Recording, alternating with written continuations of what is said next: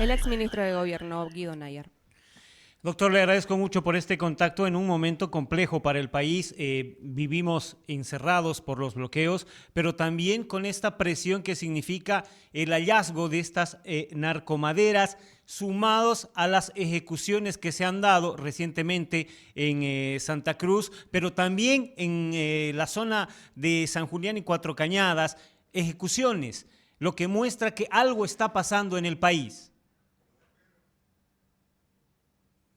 Bueno, buenos días, pero en realidad es que tenemos que primero aceptar de que nosotros vivimos en un narcoestado. Un tema durísimo, pero real. Ya creo que se agotó el tiempo de que sigamos en esa dinámica y esa justificación de señalar de que son cosas aisladas, que nada tienen que ver con el narcotráfico, que todo lo que sucede en el país, las ejecuciones, los sicariatos que se dan cotidianamente en Bolivia, son cosas eventuales y seguramente cosas de extranjero, nada del país. Yo creo de que el tiempo ya se agotó. Nosotros vivimos en un narcoestado donde la noticia más importante que sale fuera de la frontera de Bolivia es un caso de narcotráfico o algo relacionado con el narcotráfico.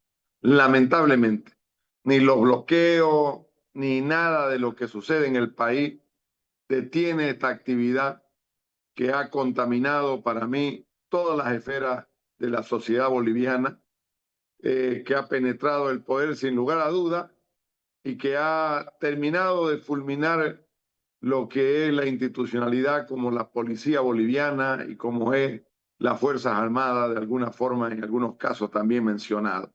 Esto sucede en el país y nosotros estamos ante ello con un gobierno que lamentablemente no asume la tarea de gobernar, que es la que está llevándonos a profundizar terriblemente la crisis económica que vive el pueblo boliviano. Ahora, doctor, en ese contexto, ¿cómo salimos de esto? ¿Cómo salimos de este narcoestado? Nosotros tenemos muchos caminos de salir. El primero es que en este país no hay voluntad política para hacerlo.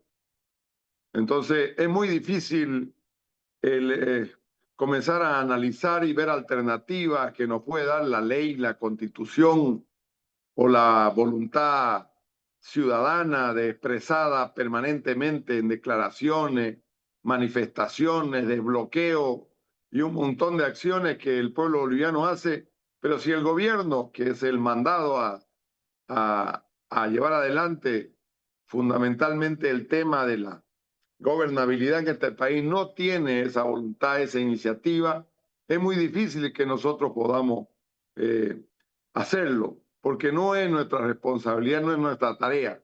Nosotros podemos sugerir, podemos opinar, pero si el gobierno, que es llamado a cumplir la tarea de gobernar, no lo hace y sigue apostando en eh, esta situación en la cual nos lleva día a día, que es el apostar por el cansancio, apostar porque las cosas se resuelvan o se decanten de esta forma, lógicamente nosotros, el pueblo boliviano, veremos cómo nuestro negocio, nuestra actividad de la que vivimos, se va quebrando día a día y la familia boliviana sufriendo cada vez más esa terrible crisis económica en la que nos azotamos por la falta de iniciativa política y cumplimiento de las tareas de gobernar en este país. Doctor, el país no tiene un plan antidrogas, es más, se nombró a Ernesto Justiniano como SAR antidrogas y por las circunstancias tuvieron que sacarlo de esa cartera para llevarlo a defensa y ahora uno no sabe qué es lo que van a hacer con esta lucha contra el narcotráfico. ¿Qué se debe hacer? ¿Cuál debe ser el camino para ejecutar un plan que de verdad funcione? Lo primero que debemos nosotros analizar es, este gobierno llega al poder después de 20 años de masismo, que su principal objetivo siempre fue, desde los años 90, imponer una agenda en la cual la actividad de la coca sea el centro de este país. Ya en los años 90 se discutía y el MAS tomaba medidas de bloqueo, de acciones, cuando en el país se afirmaba de que la coca es cocaína. Ese era ya motivo de bloqueo, de medida, de acción, porque había una estrategia muy clara. Con la llegada del populismo a las Américas, estoy hablando del populismo siglo XXI, liderizado por Hugo Chávez Frías, liderizado por Fidel Castro, esto tuvo un elemento político que ellos esperaban. Fue los millones, los millones del petróleo venezolano los que impulsaron sin lugar a duda esa apuesta, porque en Bolivia y en otros países como en el Perú y otros países como en Colombia, donde la actividad del narcotráfico es tremendamente importante, termine siendo hegemónica políticamente hablando. Y eso llevó a que en este país durante 20 años, primero se cambie definitivamente las leyes antidrogas en este país. Se cambió la ley 1008 por la ley de la coca, que se llama hoy, es la ley modificada del 2017. Digo modificada porque fue modificada en parte solamente. Pasó Bolivia de tener 12.000 hectáreas legales de coca solo en los Yungas a tener 22.000 hectáreas de coca en todo el país, incluido el Chapare. Entonces, por eso, por lo que yo he señalado y lo que yo entiendo, la ley de Obama en 2015, que señalaba que estaban sujetos a extradición los cocaleros ilegales, motivó en Bolivia a Evo Morales a generar esta modificación y esta política, porque él se sentía amenazado de tener la posibilidad de ser extraditado por ser un cocalero ilegal, porque toda la coca del Chapare ha sido y será ilegal porque es una coca nueva, es una coca de los años 80, de 80 en adelante. Y su origen exclusivamente fue hecha por los narcotraficantes de ese momento de los años 80. Ahora, otra de las estrategias de Evo Morales fue destruir todo lo que era la lucha contra el narcotráfico.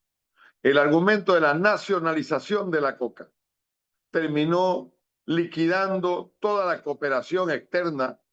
Ellos terminaron expulsando la DEA, pero la DEA es una referencia, matando toda la coordinación internacional, cuyo elemento central de una lucha antidroga es la cooperación internacional, porque es un delito de carácter internacional, con conexiones internacionales.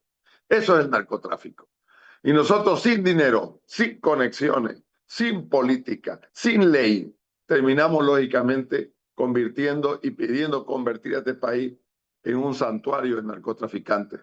Por eso es que las detenciones y las apariciones de importantísimos narcotraficantes, importantísimos delincuentes del narcotráfico han sido detenidos en Bolivia. Últimamente, Marcet y el número uno del Comando Merbello.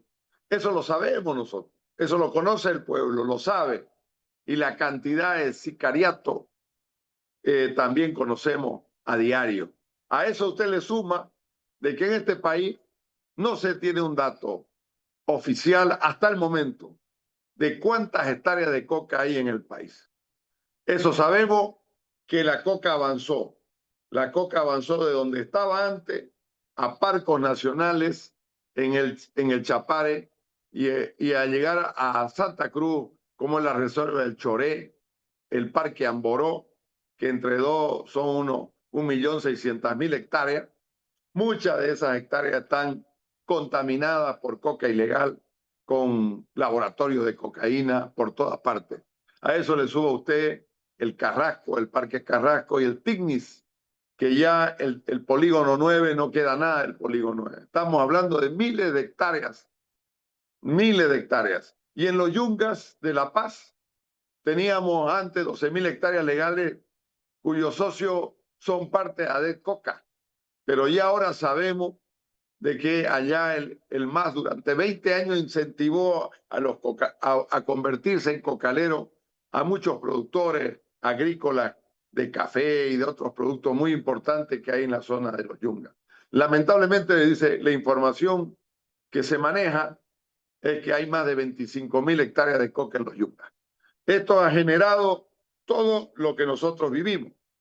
Y si eso usted le diríamos que muy fácilmente en Bolivia nosotros estaríamos superando las 50.000 hectáreas de coca, algo que nunca ha existido en el país y que con la tecnología que hay ahora se estaríamos hablando de 8.000, 9.000 toneladas de cocaína año fácilmente, lo que no sucedía en años anteriores. Entonces, el escenario en el que estamos es un escenario que ha sido además prohibido de hablar, prohibido de decirle, como también de que en Santa Cruz el incremento de la masticación ha sido brutal y lógicamente de esa coca ilegal de los Yungas, de esa coca ilegal de los Yungas, esencialmente. Nosotros hemos sido víctimas, los cruceños, de una política de infectación de este tipo, de esta estrategia de Evo, que primero se robó, se vació las arcas cruceñas del gas, de la plata del gas, llevándose de Santa Cruz 40.000 millones de dólares de la producción gasífera cruceña y 60.000 millones de dólares de tarifa. Con esa plata hizo política en el país. Con esa plata hizo política. Hizo obra. Gracias a ellos los paseños tienen un teleférico del cual hablan tanto. Últimamente se ha hablado de la ampliación de la línea 9 del teleférico. Y 90 millones de dólares estamos hablando simplemente de esa ampliación. 90 millones de dólares. ¿Sabe la plata que se gastó? La plata que se gastó en la construcción de un tren para Cochabamba, en la ciudad de Cochabamba. La plata que se gastó en la construcción, eso lo sabe bien el presidente de Yacimiento, de ese famoso, la Casa del Pueblo, que fue el que recibió el poder construirlo. Estoy hablando del presidente actual de Yacimientos Petrolíferos Fiscales Bolivianos. Y además del nuevo Palacio Legislativo, de la carretera La Paz-Oruro, la doble vía, ¿no? Todo eso fue producto de la riqueza gasífera. Entonces, cuando yo escucho hablar a los alteños que están bloqueando de que ellos son dueños del país, que son dueños de todo y que Santa Cruz no hace nada, que Santa Cruz entrar a la vieja forma. Por ahí quiero terminar esta intervención. Esa vieja forma de tomar el poder del 2003, que le salió bien, que lo tumbaron, le dieron golpe de Estado, golpistas son, le dieron un golpe de Estado a Gonzalo Sánchez Lozada, lo impusieron a Carlos Mesa para que haga la agenda y Carlos Mesa cumplió ese rol, convocó una constituyente y se quedaron 20 años en el poder gozando y disfrutando de sueldos brutales como lo conocemos, de 47.000 bolivianos al mes, declarado en comisión permanentemente y haciendo absolutamente nada y convirtiendo este país en un país socialista cuya actividad terminó centrando por la quiebra de este país en la actividad del narcotráfico. Doctor, a ver, ayer el expresidente Evo Morales decía que no hay moral para hablar de narcotráfico porque hay este caso de las narcomaderas y recordó también los casos de inicios de los 90 en el gobierno de Jaime Paz. En ese sentido, luego vino el gobierno del general Banzer y se generó un plan para tratar de pelear contra el narcotráfico. ¿Cómo ve usted esta posición de Evo Morales que en realidad deshizo ese plan y prácticamente allanó el camino para el narcotráfico en el país? A ver, un minuto, deme un segundo.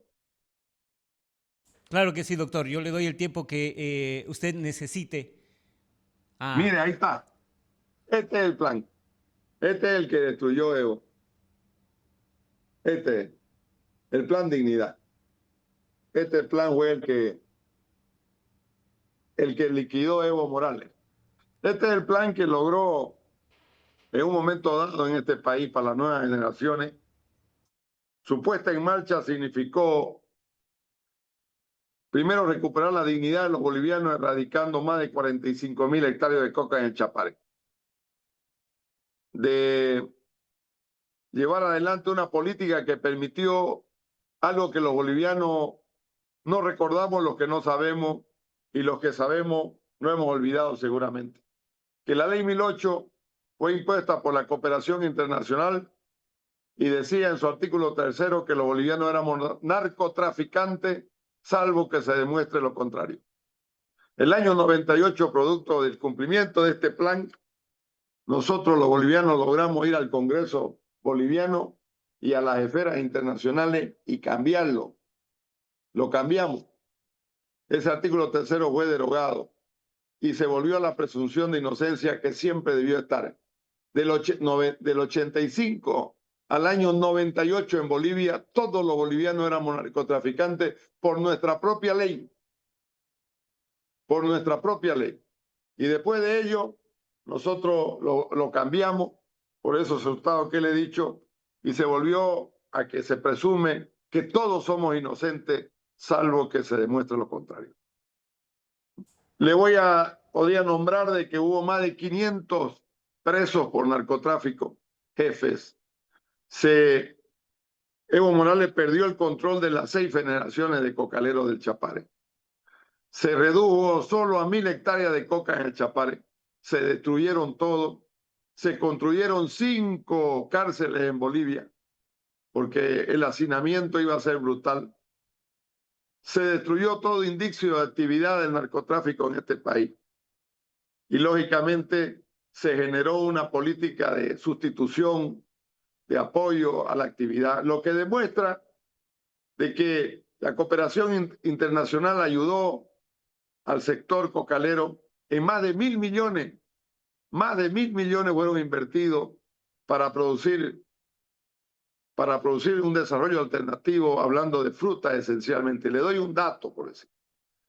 En el Chapare hoy, el jefazo de Evo Morales sale a hablar del tambaquí. Ahí donde está la poza de Evo Morales, él tenía coca. Ahí donde tiene poza. Yo fui, se la corté, esa coca ilegal. En persona se la corté.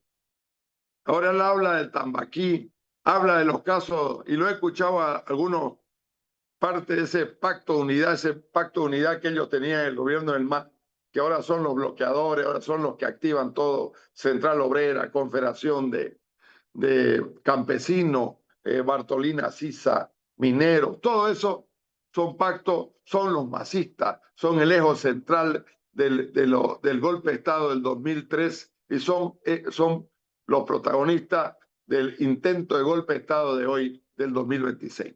Son los mismos, son los mismos. Entonces, cuando usted escucha hablar de Morales, habla de lo que sucedió hace 20 años atrás, o de lo que sucedió hace 30 años atrás, o 40 años atrás. ¿Por qué no habla de las cosas que pasaron en estos 20 años? De los miles de casos de narcotráfico, de todos los indicadores que nos llevan y de este terrible delito que es el golpe de Estado. ¿Cuántas veces denunció Evo Morales que lo intentaron asesinar, que lo intentaron darle golpe de Estado? ¿Cuántas veces? ¿Acaso no vimos hace poco a Arce hacer un teatro en la Plaza Murillo con un militar de esos cómplices, dando supuestamente, intentando dar un golpe de Estado, algo ridículo que todos vimos? Entonces, esto es la verdad. Los bolivianos saben estas cosas, pero el problema de todo, volvemos al inicio, es la inacción, la falta de iniciativa, la falta de política de parte del gobierno para construir, para reforzar esta democracia que busca y que debe luchar por cambiar un modelo que costó sangre, sudor y luto, imponerlo en este país como lo hizo Evo Morales. Doctor, a ver, en el último tiempo se ha hablado mucho de esto, pero yo le consulto con todo lo que está pasando, con todos los síntomas y signos que se pueden ver. Se habla del PCC y del Comando Bermelo. ¿Esto estaría vinculado con las movilizaciones que se están dando ahora? Sin lugar a duda, porque el elemento el denominador común y el elemento motivador de los bloqueos tiene que ver con la amenaza que surge de que este gobierno va a erradicar la coca. Eso es lo que los une más. Eso es lo que los une más. Por 20 años te dicen que vos tenés vía libre para sembrar coca, para producir coca, que nadie puede decir de que tu coca es ilegal, que nadie puede decir que tu coca va al narcotráfico porque termina preso. Y de la noche a la mañana, por una decisión de este pueblo, cambiamos. Lo que no ha cambiado es el modelo, ni el modelo político, ni el modelo económico, ni el modelo que ha impuesto Evo Morales del narcotráfico en el país. Entonces, eso es lo que vivimos, esa inacción, eso que por ahí alguien de ese lado de los socialistas decía, estamos como esa ola que no termina de morir, pero tampoco termina de nacer. Ahí estamos, es el limbo, estamos en un limbo, pero ese limbo nos hace daño porque nos está matando a todo el país. Doctor, yo le agradezco muchísimo por este tiempo. Gracias. Muy amable, bueno.